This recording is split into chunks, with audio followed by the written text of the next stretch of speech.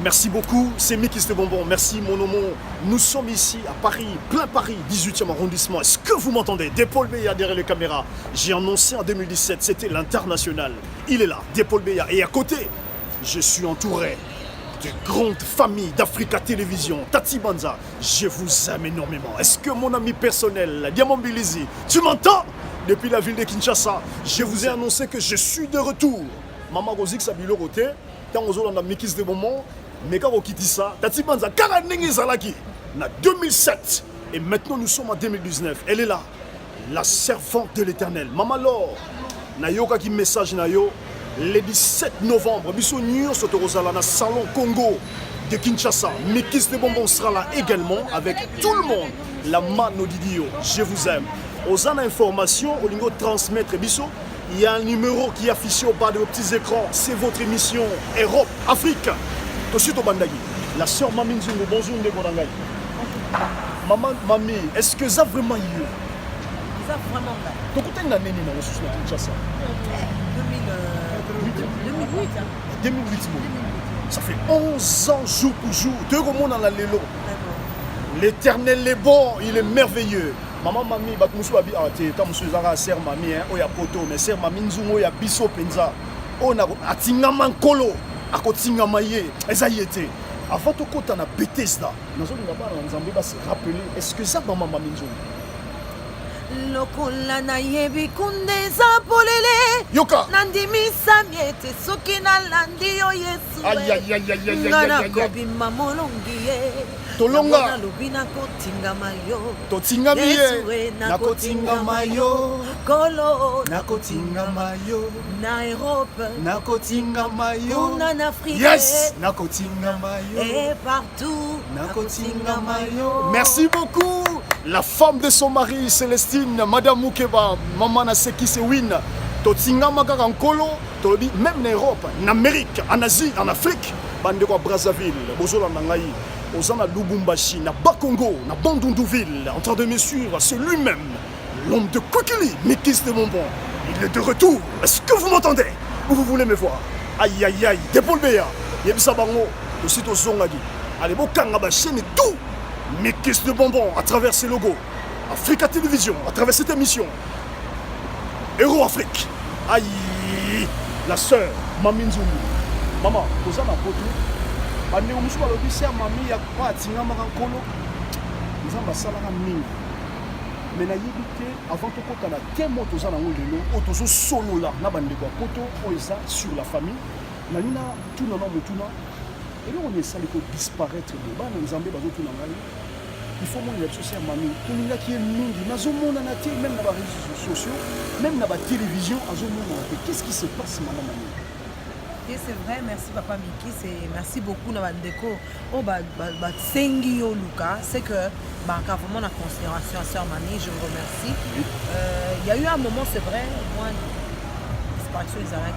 Parce que ceux qui ont lobby, il y a des bosses à l'écran pour les à chaque fois, ceux qui ont un message, vous avez donc à peu près ça. Et à un moment au moins, c'est vrai, silence c'est Zaki, mais à un moment, toujours à boyer, soit ma mine sur le dia Zongi, et dans les réseaux sociaux, et dans même la télévision de façon qu'on a boyé, à Zongi, les sous, n'a moi, n'a mon costume, n'a pas pété. Amen. Bêtise. Bethesda, tu as décortiqué Bethesda. Pourquoi Bethesda? Bethesda, il y a une signification, une précision. Dans le sous pour botami sur Asika. Mais avant de tu as Bethesda, c'est Mami, Nani, tout ça a flash à moquer pendant 5 minutes. Il y a un point de vue parce que tellement tu as la famille en Europe. Point de vue avant de tu as vraiment la Kati. Comment tu as une famille biso africaine en Europe? Est-ce que j'ai des positifs que ça a une négativité au yo en tant que servant de Dieu observé? Là, pour répondre à deux volets, très bien. C'est-à-dire, là, qu'il y a un côté comme on a qui est positif, les ma famille au Bénin d'Ata unis, tout les sika oyo, nous sommes les amis. Ça c'est vrai. Sika oyo, parce que nous trouvons Yesu Massi en des secours. Des nions sur la banque, on peut remarquer à ta problème lié, basé dans le ligne de on va trouver solution parce que Moutoua Katine a une Christ né à un nions. Christ né. Ceux qui te tournent fasi okomonaka lelo na Europe bafamille mingi mpe eza divise na makambo ebele basituation eza ebele oyo nayebi ke avec le temps tokomoka todéveloppe yango vraiment omonaka le fait ke batie Christ te na liboso ya makambo na bango nyonso omonaka bafamille vraiment eza divisé famille eza divisée alors il y a deux volets et dans deux volets na retenir le logo mogo avec Jésus nous ferons des exploits et sans Jésus nous ne pouvons rien mais na kati ya masolo ndenge alobi toko développer na lingi na close na bomba yango pona koya kozoyer pona siko to panzanteke to solo la yango vraiment makasi parce que ils ont la kati kaka ya deux volets ils ont la bandeko mususu ba yebi nkolo mais bazo saloka bato ba yebi nzambe te caractère ils ont coïncidé te na bato babangaka nzambe bolandaki déjà intervention ya bandeko ebele même na introduction na biso na plateau bo monaki mais lelo na ina simba Bethesda mono abotami ok non musika te liboso na ikunde sekoni na kunda sekoni na Bethesda liboso na baki non je t'exalte exact après na yo ya na kotinga mayo non ça de seka na moto na mo odozonga kana ye kana ye komisiye okwa nyonso otingami kwa otingami ya te et puis na yesu ko na bi Bethesda so na baki na zo titre pena na loba le vrai Bethesda soume kata msoko za mulai na bi Bethesda parce que yo ningo bimisa na Bethesda elo na ngina bimisa na Bethesda ba Bethesda et ande yesu amen la ki ka pisine wana te donc biso depuis obanda koyemba yo moko yeba te ke ezalaka yesu yango na ngina yebisa bandeko moko parce que nga na yebaki eza yesu na yebeke yesu asalaki nde miracle na pisine na Bethesda donc Bethesda oyo nga naza koconsidérant comme un endroit oyo miracle moko esalamaka un miracle oyo peut-être tokoloba peke kino lelo ntango mosusu tomona yango te ocomprendre ntango mosusu eza na bandeko mosusu basali yango mosusu toduta mais sikoyo nkolo ayaki na moment ya silence wana ayaki korevele nga na lisolo ya paralytique wana maladi na ye ezalaki meme nkolo ya yesu ntango oyebi lisolo ya silence wana oyebi na ina kota nalobake seke yo kolekaki moke na Bethesda omoni ye ayebiso yoko va parce que oyo moto wana ezalaki situation ezalaki maladi alobi na ye lève toi prends ton lit et marche na moment oyo mutu moko azolanda biso peut-être mbetu na ye eza te mbetu neti ya paralytique mbetu neti ya mosu ekoza ka moko ekoza problème moko mpona abi tika yango telema kende mpona alobi tika yango telema kende est ce que na kati ya Bethesda tona banzembo boni mama ozolanda biso oza na Amérique na États-Unis nayebi ka ozopase te soki na bina betolo lisolo ya international et annoncer bato baotambola makolo mais babengi international mais lelo tozosolola bokozwaka batémoignage ya bandeko ebele nayebi te peut-être situation ozopase sikoyo na vie na yo ntango mosusu na famille ya mobali balobi obotaka te sikoyo efo bima ekoki olie mbongo mwana na biso mingi mais kobosana te lève-toi et marche Bethesda yango oyo il faut consommer pour otémoigner monene na nzambe nayebi situation oyo ozopase te peut-être na ozolala libanda okomi kolobaki nzambe na suki nzambe na okoka su te bapayen baza bien mpona nika ngai mais nayebiso oyo tikali kaka ya suka Bethesda tous ongo nzembo mo moke oyo kopermettre bandeko na kati ya Bethesda eloko ni oyo frappe yo moko nde na ngai yokanga elongi na ngai ekoma ya kala mpona pasi mpe mawa ya ntango nyonso yesu mbeto na ngai ebeba na mai ya miso ya ntongo mpe oyo ya pokwa ngai nazanga pongi mpo mikakatano eleki mozindo ya pasi eza nde molai salanga ngolu yesu e mpona bakufi moto akoki kotatola yo te salanga ngolu Bethesda na nga oyo ya solo nazali se kozela l'ultime intervention rapide na yo le vrai Bethesda tozozela tata mwasi te mama pulutu azalaka na mikili te ou bien sigaloketo te Bethesda ya solo eza ye ma ya miso na yo ebongwani elongi na biso bakoma kofinga ekoma ya kala balatisa biso bamasque de vieillesse kobanga te je te salue maman ma chérie maman Jackie dit amen nayebi ke oza na papa Laurent Kadima apese nanga bango bambote ebele mais Bethesda ya solo ezaka ye yesu masiya mais à travers nzembo oyo miracle ni omoni ebele oyo soki na balingi kobeta lisolo mais tozwa témoignage kaka moko mpo édifie ndeko moko azolanda biso nazalaki na badifficulté mo voir même ota assez concerne mwana nanga moko et combien de timbetu et combien de ti yango na ndeko situation ya paralytique na donc mbetu ofandi ka wana nkolo ebisenge loko nkolo c'est moi le vrai bêtise. Alléluia. Et là on a ça là on a ça na paralytique je suis capable de le faire. Amen. Et c'est mon la foi. Nkolo ebisenge bi lève-toi contre lui et marche.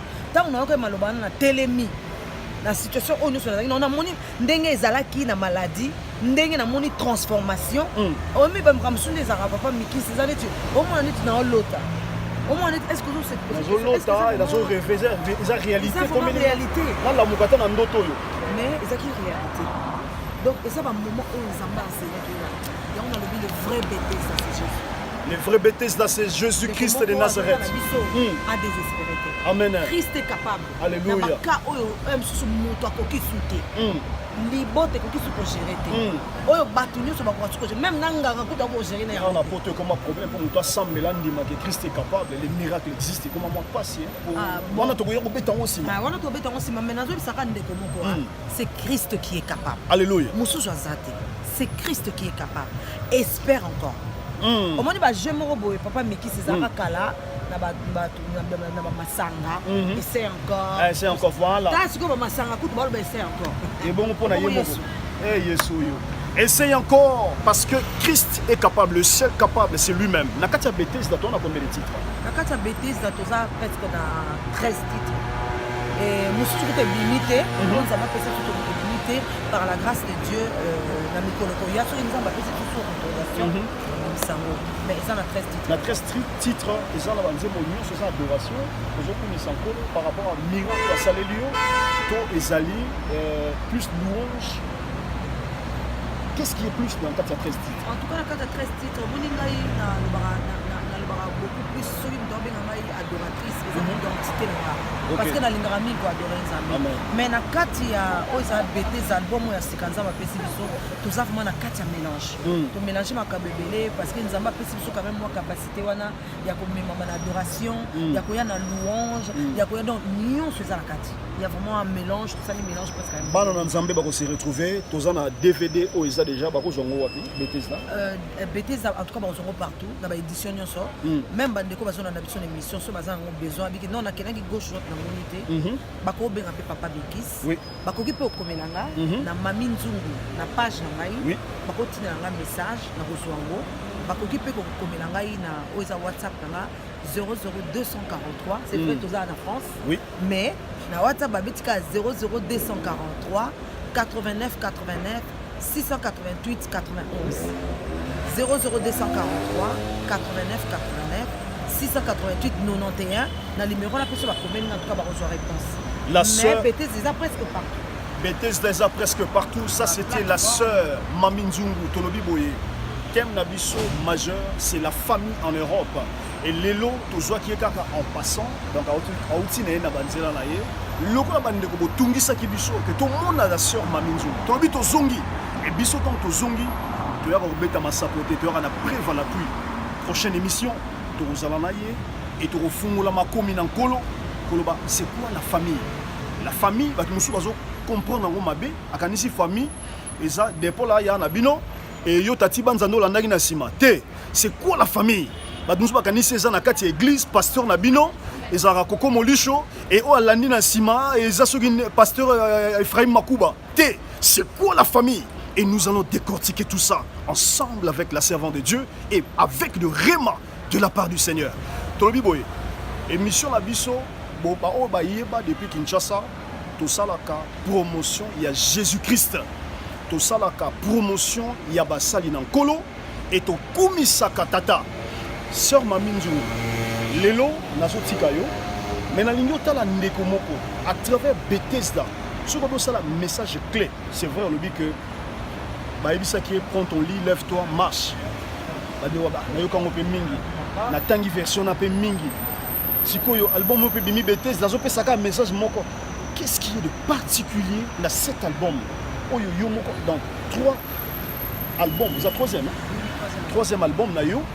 Oyo yo moko à part un miracle moni oyo ndeko ko simba, il y a particularité là avant de ça. En tout cas moni na ba album tant que ça quand on chaque fois album wana eza toujours le baboué en terme album mais na ndenge ya kati quand la bango ezaka ba message amen on nzamba pesi biso to transmettre particularité on a ko loba ezaka ndeko azotala ngai soka se procurer na o ezali album wana asombi album wana Bethesda bisika no saluki yango en tout cas ezana message moko on tourne par là des messages moko caché on colla bombeli donc en tout cas particularité dans le belo somba album wana Bethesda et ko pambola makasi et ko pambola libota na yo parce que musala o esala mikuna na kati na ezaki samba minzo moteni ko sala yango to sala yango na molimo na c'est poussé par le Saint-Esprit que les hommes ont parlé de la part du Seigneur. Et la sœur Manu était poussée par l'Éternel.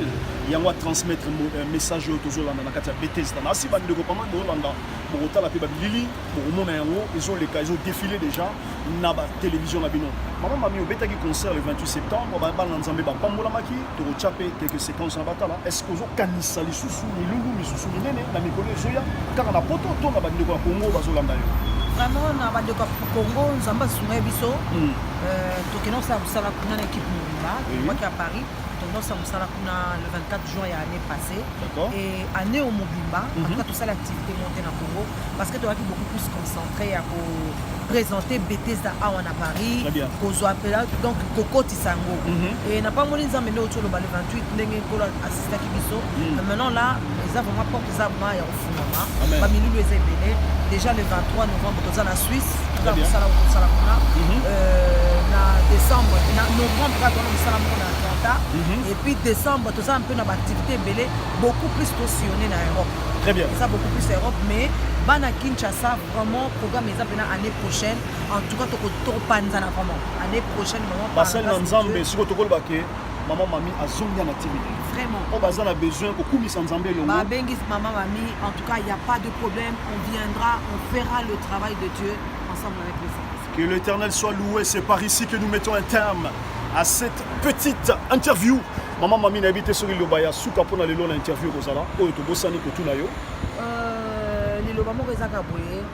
Il n'y a que toi, Seigneur, qui est digne de louange, reçois l'honneur et la majesté. Amen. Quand ton peuple te lève, oui, tu te lèves pour accueillir les louanges qui te durent.